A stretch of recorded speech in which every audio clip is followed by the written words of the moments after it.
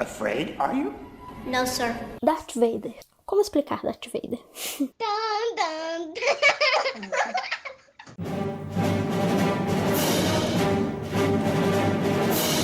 Eu lembro que eu sentia medo com as tecnologias de hoje. A maioria das pessoas devem achar até um pouco bobo, né? Aquela respiração, aqueles efeitos, mas... Ele não é tão... mas é meio feridinho. 2 coisas você já entendeu. A primeira, sobre quem é este episódio. E a segunda, que eu não tô sozinha. Eu sou a Carol Assunção, uma Belo Horizontina candanga em Brasília. E este é o Trem da Maldade, conversa sobre vilões de filmes e séries com sotaque mineiro, uai. Comemorando hoje 1 ano de lançamento. A cada 15 dias, numa sexta-feira... Eita, tenho que prestar algumas satisfações para você aqui. A essa altura do campeonato, inclusive, um pedido de desculpas. Claro que você vai dizer sim. Afinal, dia de aniversário a gente não pode sofrer contrariedade. Sabe o que é? Eu sou professora, pesquisadora cheia dos projetos e produzo o Trem da Maldade nas horas livres. Para falar a verdade, tempo livre é uma coisa que eu quase não tenho. Então achei melhor te explicar, meio tarde demais, que este é um programa experimental e por isso não veio com aquela periodicidade certinha que eu gostaria de ter. Eu até tentei. Mas saiba que eu levo a sua audiência muito a sério. Este é o último episódio da 2ª temporada. Estou me organizando para que você possa viajar com a constância esperada em 2021. Para isso, é claro que vou precisar de alguns ajustes e da sua colaboração. Mas vamos deixar essa conversa para outro momento. Porque agora é hora de viajar para muito tempo, numa galáxia muito, muito distante.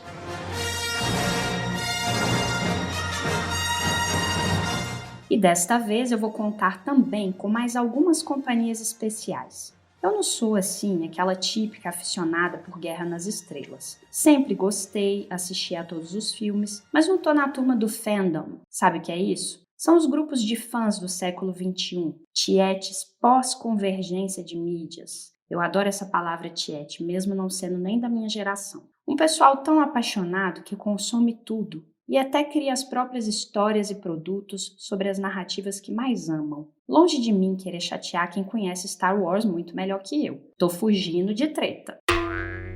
Meu olhar aqui é de pesquisadora sobre um fenômeno de linguagem bem específico, que é a composição retórica de vilões. Mas para não deixar a comunidade sem representação, eu convidei 3 Star fans de gerações diferentes.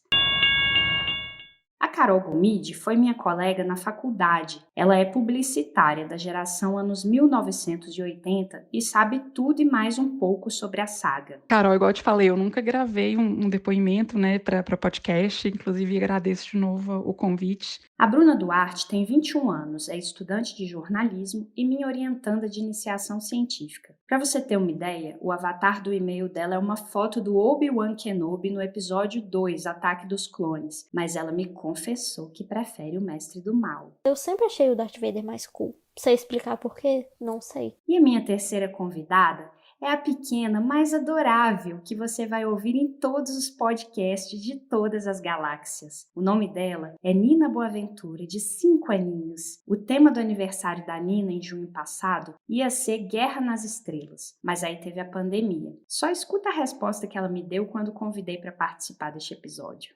Tia Carol, eu gosto muito de Star Wars. Claro que eu participo.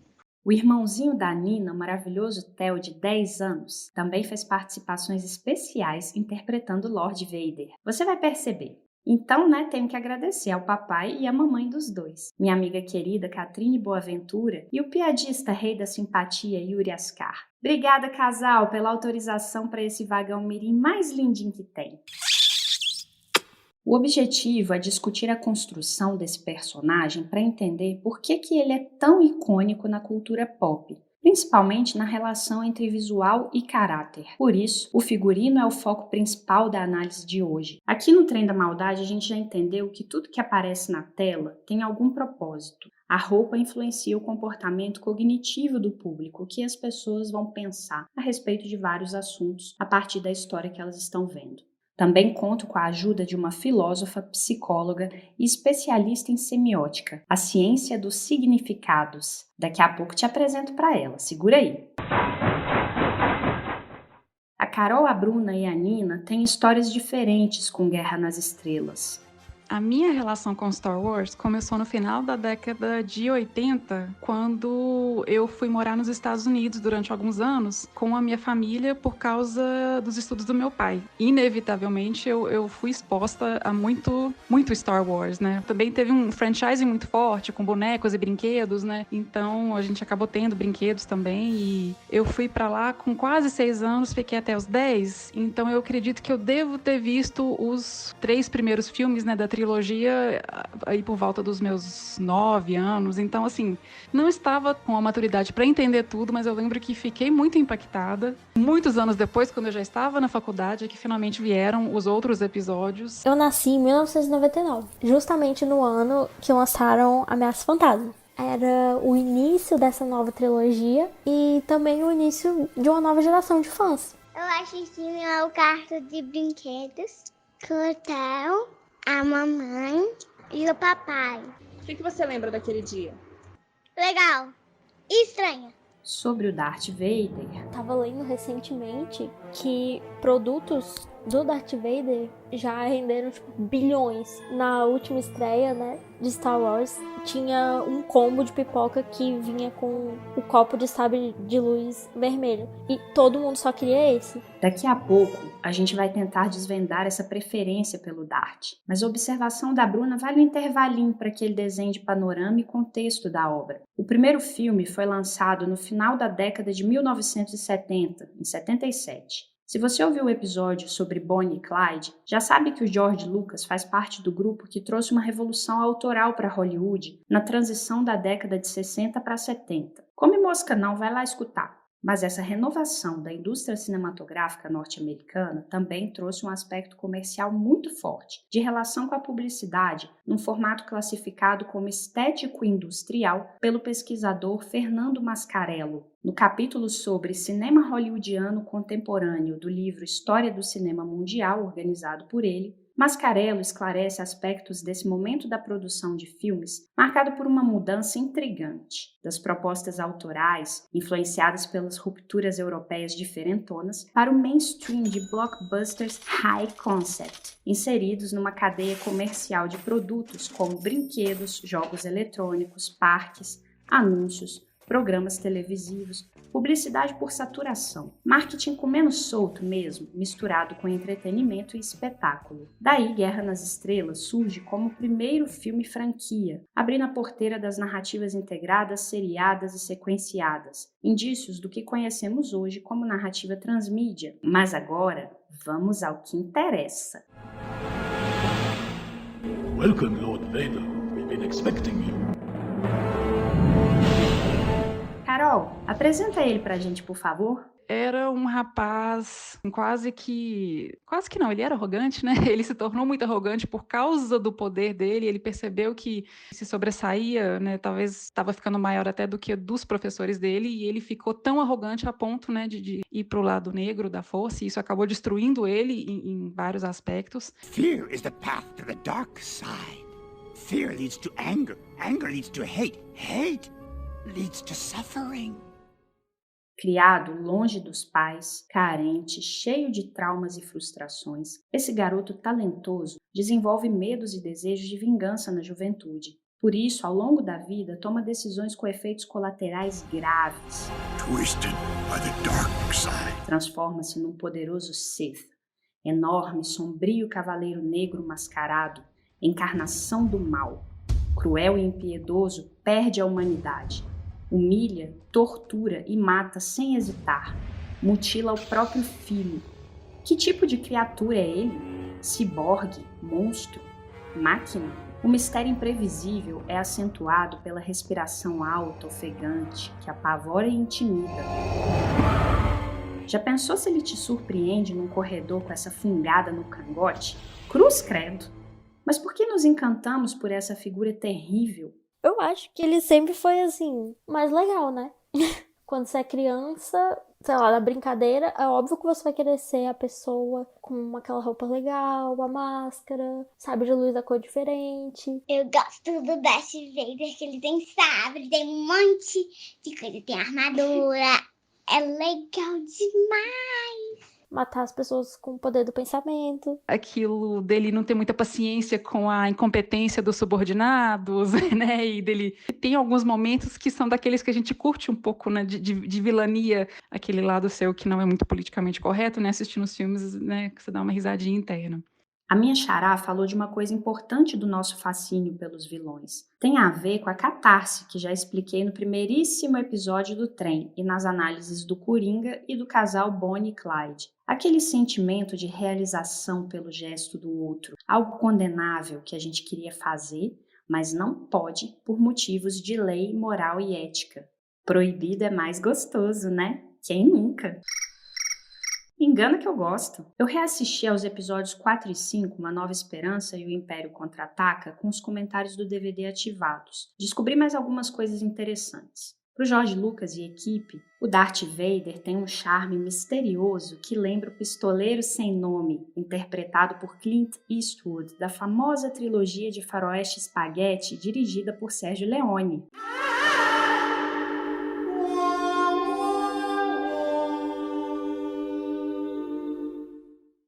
Mas a inspiração também vem de outros lugares. Além do Senhor dos Anéis de Tolkien, Lucas é fã do cineasta Akira Kurosawa e do filme Os Sete Samurais, de onde tirou várias referências. Queria criar um mundo vívido como aquele que o japonês chamaria de realidade imaculada, quando a sensação de verossimilhança supera a ficcionalidade. Apesar da fantasia, o mundo apresentado parece um lugar onde pessoas vivem de verdade e compartilham um sistema de valores. No artigo Cavaleiros, Monges e Sabres de Luz, o historiador Ademir Luiz da Silva, da Universidade Estadual de Goiás, Anápolis, relaciona a saga com os contos de fadas e o imaginário medieval. Ao estudar Guerra nas Estrelas sob esse ângulo, Silva menciona 3 das 10 maneiras de retomar a Idade Média nas narrativas contemporâneas, segundo Humberto Eco. São elas: a utilização como pretexto para ambientar uma história, como lugar bárbaro e obscuro de trevas onde tudo pode acontecer, e como espaço da lealdade a tradições.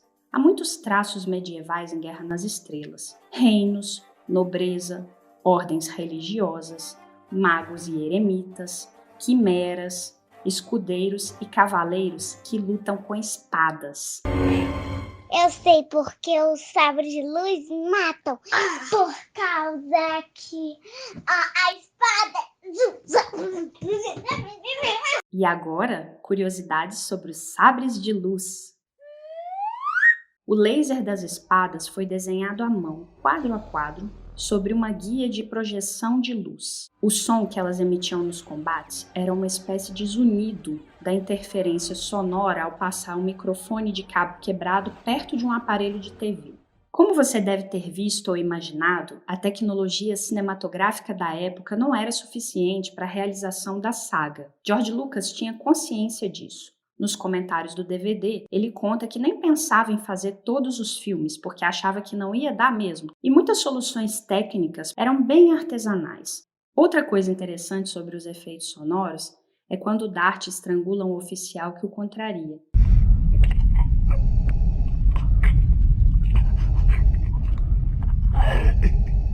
Estamos ouvindo o som de nozes manualmente trituradas dentro de uma casca de toranja pelo sonoplasta. Quem podia imaginar isso? Tem base? As locações das filmagens foram desertos, geleiras e selvas imensas para simular cenários que poderiam ser convincentes, como outros planetas e galáxias. A minha cena preferida é ali no finalzinho de Império Contra-Ataca, quando Darth Vader finalmente encontra o Luke lá na Cidade das Nuvens. Eles vão duelar. E é o primeiro duelo, assim, cara a cara entre o Luke e o Darth Vader. Obi-Wan never told you what happened to your father. He told me enough. He told me you killed him. No. I am your father. Look, I am a father. Look, I'm a pedra. Essa cena tem uma ambientação significativa. Fumaça, abismos, armadilhas, pontes, escadarias. Na câmara de congelamento de carbono, vemos corredores com muitas linhas, formas geométricas, triangulares e circulares. O jogo de ângulos de câmera é aquele comum nas cenas de lutas e duelos, filmando de cima para baixo ou vice-versa, mostra quem está ganhando a briga em cada momento. Por ele a gente vê muito da personalidade do Darth Vader, do poder que ele tem, não só referente à força, mas também um poder de manipulação, porque no início ele não quer derrotar o Luke, ele sabe quem ele é e sabe o que precisa dele, principalmente como aliado. E ali mostra o tipo de vilão que ele é. Não é um vilão. Ele é papai do Luke. É um rito de passagem decisivo e turbulento para os dois, e não sabemos o que vai acontecer. Eles representam a clara dualidade entre o bem e o mal, a luz e a escuridão. Recuperado por George Lucas após as narrativas com moral ambígua da primeira fase da nova Hollywood. Como já ouvimos por aqui, o antagonista terrível é necessário para que o protagonista realmente floresça como herói. É mais ou menos o que acontece nessa cena, do ponto de vista mais simbólico. É um drama familiar e um jogo de poder em forma de lutinha de sabre de luz. O vínculo da paternidade também é representado quando Luke precisa de um implante artificial para recuperar a mão amputada pelo pai no duelo. Em um artigo de psicanálise sobre redescoberta de mitos no cinema, o psicólogo Henrique Testa analisa os personagens Luke Skywalker e Martin McFly, da trilogia De Volta para o Futuro, e explica o mito edipiano nos dois protagonistas. Para ele, assim como Édipo, Luke passa por uma jornada confusa de autoconhecimento. Esse percurso é marcado pelo sério conflito com o pai, pela viagem no tempo e no espaço, pela superação e consolidação da própria identidade como um Jedi. Enquanto eu falo isso tudo, você deve estar aí pensando: jornada do herói, jornada do herói, jornada do herói. Pois bem, o George Lucas escreveu a saga a partir da aplicação de muito do que aprendeu sobre a jornada do herói. Quando estudou cinema na Universidade da Califórnia, ele foi aluno do Joseph Campbell, autor do livro O Herói de Mil Faces. De acordo com Leah Diskin, a principal ideia da obra de Campbell está nas 4 funções da mitologia. A primeira é o espanto diante da percepção do mistério do mundo. A segunda é a criação de uma representação do universo que nos ajude a compreendê-lo. A terceira é nos situar nesse mundo, ou seja, dar uma noção do lugar social que ocupamos. E a quarta é trabalhar a consciência individual que nos permite significar justamente esse nosso estar no mundo. Se você quiser ver mais sobre a aplicação da jornada do herói, eu deixei na descrição do episódio alguns artigos que tratam disso de maneiras diferentes. É só dar uma conferida lá. Para o George Lucas, há mais fantasia que ficção científica nessa história, exatamente porque é inspirada em mitologias e invenções muito antigas. Ele recorreu a arquétipos mitológicos clássicos, como heróis, antagonistas e mentores, além de motivações sempre recontadas nesses tipos de narrativas que tratam da humanidade há milênios. Será que esse interesse do cineasta pela universalidade das questões humanas é puramente filosófico? Ou também tem a ver com a vontade blockbusteira de atingir grandes massas, incontáveis dólares de bilheterias e vendas de produtos? Como se diz no interior de Minas, né não, bobo, deixa? Todo mundo tem seu lado mal, assim. Por isso essa identificação. Precisamos analisar a nossa sombra junguiana para entender o fenômeno do Darth Vader.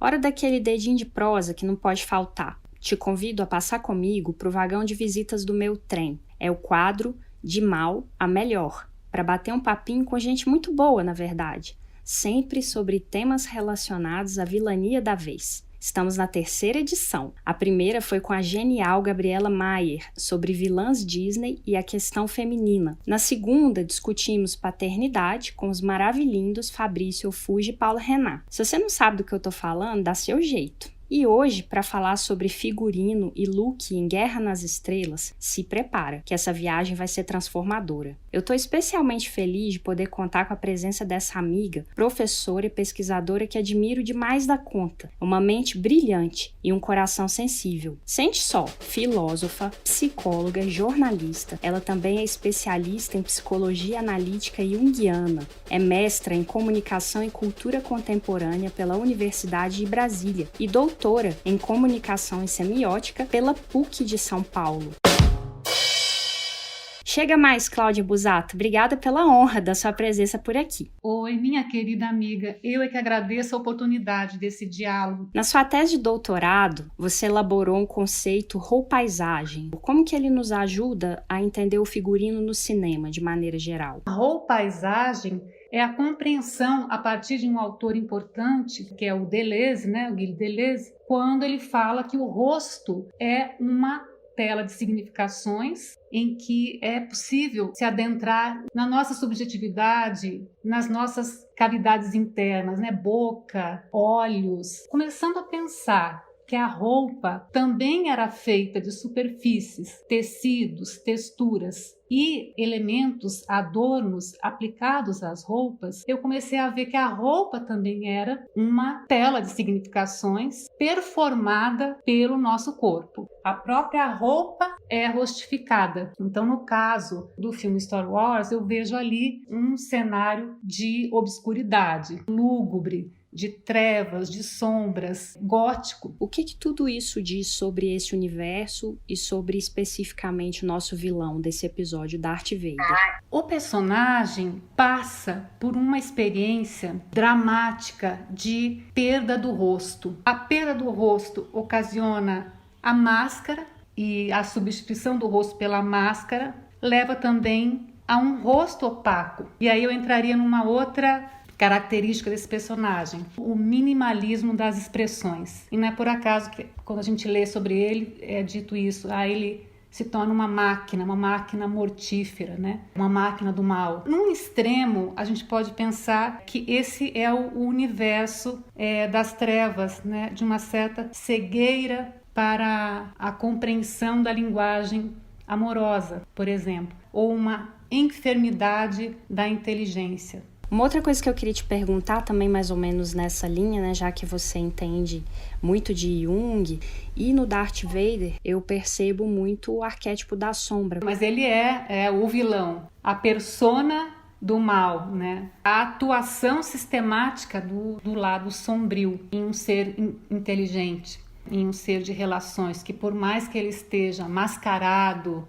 nesse sentido, ele está fazendo uso dessa sombra, O Jung trabalhou com as imagens, os arquétipos, que são estruturas, matrizes universais do comportamento, tão profundos e tão inconscientes que eles são inacessíveis, Eles só são acessíveis, segundo Jung, quando eles se materializam em imagens. E aí a cultura é profícua em manifestações, em diferentes narrativas. Cinema, teatro, televisão, histórias em quadrinho, literatura, por aí vai. As imagens arquetípicas nos dão essas possibilidades de acesso à atuação dessas forças psíquicas. E os estudos do imaginário, cujo expoente é Gilbert Durand, também vão dar ênfase, bachelar também a matéria, ao aspecto figurativo dessas entidades, do bem e do mal. Você falou da trajetória do herói, que é exatamente isso que me fez compreender melhor os extremos apresentados dessa história, das sombras do ser humano. Ser herói também não é um caminho tranquilo, suave e nem linear. É cheio de provações, de altos e baixos, de limiares a serem superados, perdas.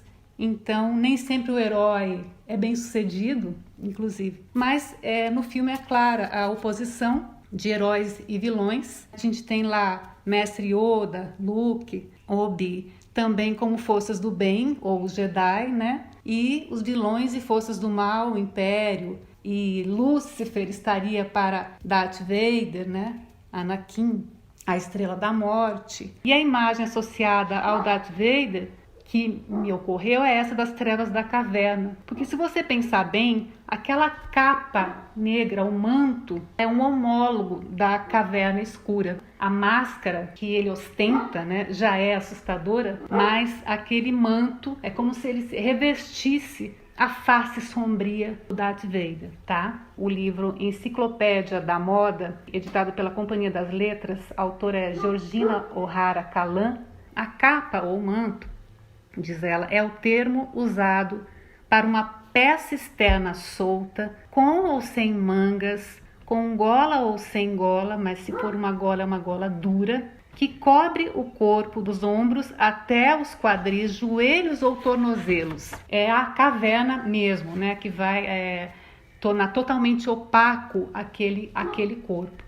Algumas capas com capuz foram muito usadas no final do século XIX e depois na década de 60 do século XX. E o elemento de roupagem que eu vejo, né, ligado a essas capas que foram usadas nos anos 60 é a estética espacial. Pierre Cardin foi ali, se não pioneiro, um dos principais a apresentar coleções com essa estética espacial. Se o filme Star Wars, né, ele é universo arcaico, né, mas trazido para o mundo da ficção, que remete também a um futuro de Guerra nas Estrelas, né, altamente bélico, cheio de criaturas híbridas de vários mundos, né, que você vê no minimalismo das roupas, nos traços retos, né, simples. As roupas eram ligadas também às conquistas espaciais, tecnológicas do mundo nos anos 60, o Homem vai à Lua, Sputnik. E eram roupas usadas com botas,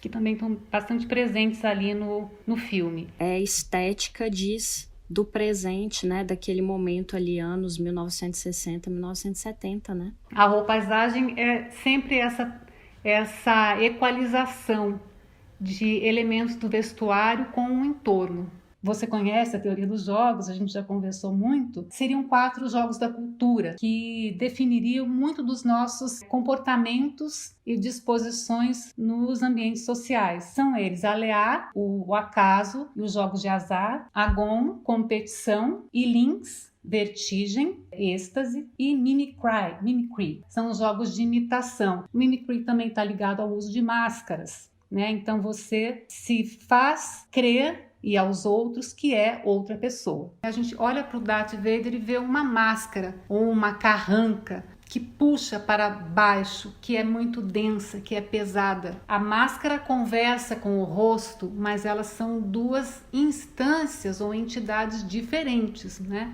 Porque é o rosto que humaniza.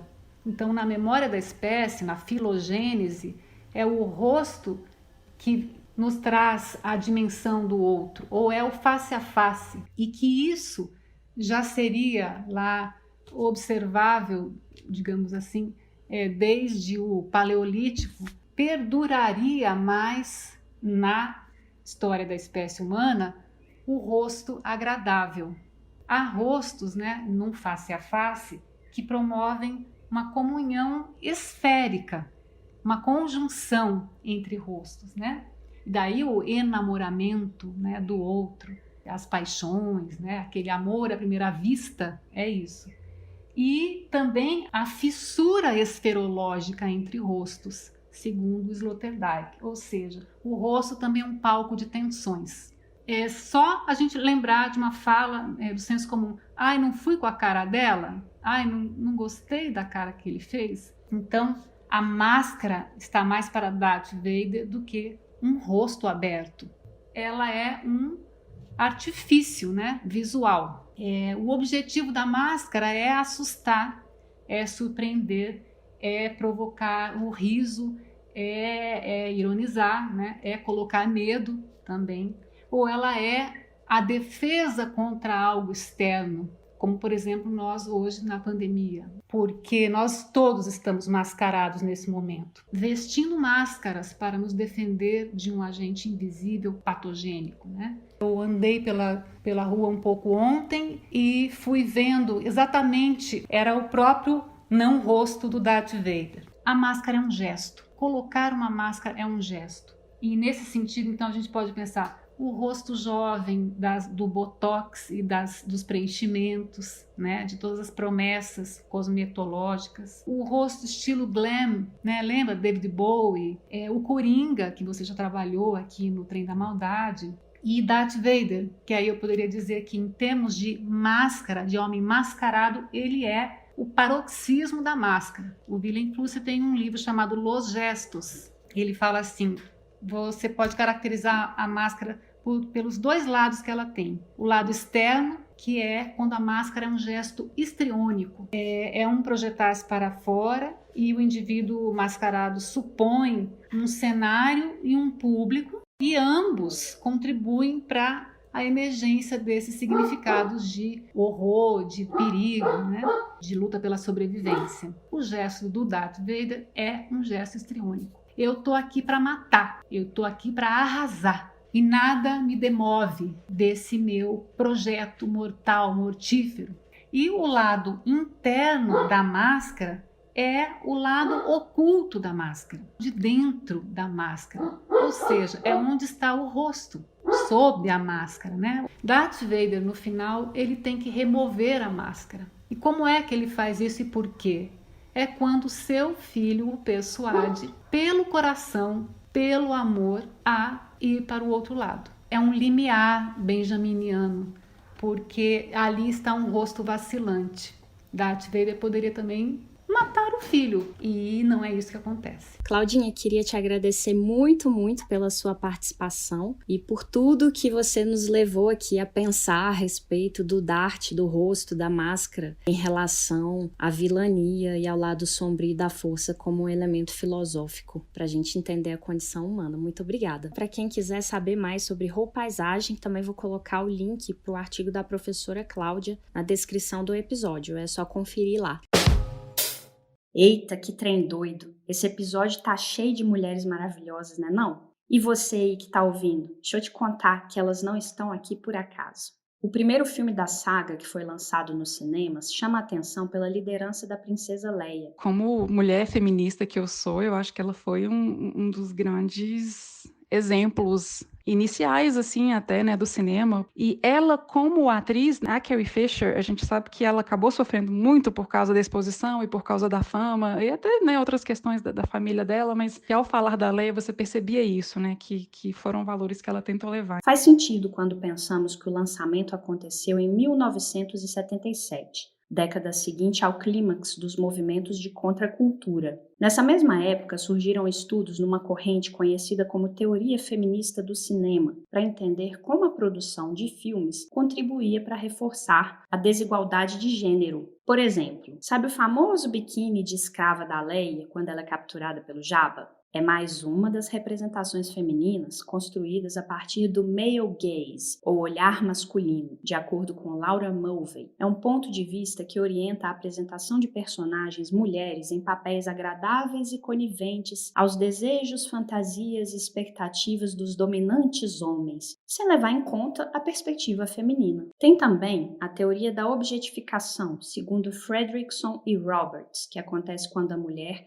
é considerada apenas pelo visual do corpo ao bel prazer do outro, que no caso é o homem. Esse conceito é apresentado num artigo sobre a evolução do figurino da Leia e da Padmé nas duas primeiras trilogias de Guerra nas Estrelas. A pesquisa foi feita por Mary King e Jessica Ridgway, da Florida State University. A partir de uma metodologia bem detalhada, elas analisaram os 9 figurinos usados pela Leia em 55 cenas e os 34 looks da Padmé em 63 cenas, com os seguintes critérios: posição de poder ocupada no momento da narrativa, status do relacionamento, definição do corpo e visibilidade da pele, ou seja, o que vemos em termos de contornos, nudez de partes específicas do corpo, além do tipo de penteado, a idade, o espaço da cena, a presença ou não de outros personagens, falas, gestos e expressões faciais também foram observados. Quando as duas personagens passam a viver um relacionamento, a posição de poder como guerreiras e líderes políticas se enfraquece. Elas começam a surgir predominantemente como belas mulheres com corpos expostos, roupas coloridas e penteados mais suaves e femininos, claro, conforme padrões heteronormativos. A franquia já esteve em destaque na mídia em episódios de misoginia contra fãs mulheres e reclamações constantes do protagonismo feminino nos filmes mais recentes. Star Wars é coisa de menino? Não existe filme de menino. Uma história com tantos personagens diversos e planetas e tudo. Não pode ser para um grupo seleto de pessoas. É para todo mundo. É para abrir a imaginação e abrir a cabeça de todos os seres humanos e alienígenas, talvez.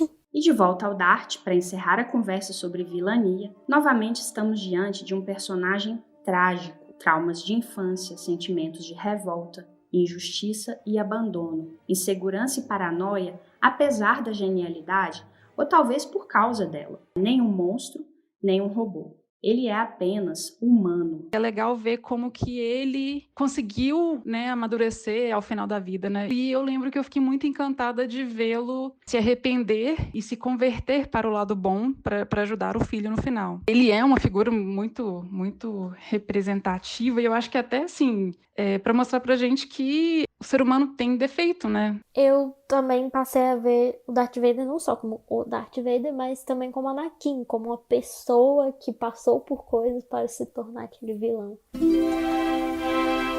Termino agora com mais palavras de sabedoria do nosso querido mestre Yoda. Um Jedi usa a força para conhecimento e defesa, nunca para atacar.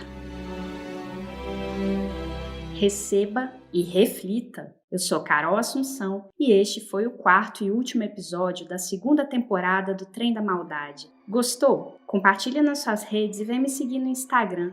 Eu ainda volto em 2020 com uma retrospectiva de tudo que já aconteceu aqui no Trem da Maldade e com uma oferta que você não vai recusar. Até logo!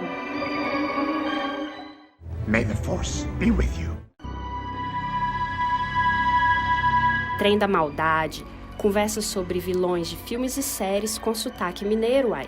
A cada 15 dias, numa sexta-feira, análise de um personagem com um tema diferente para entender o mal.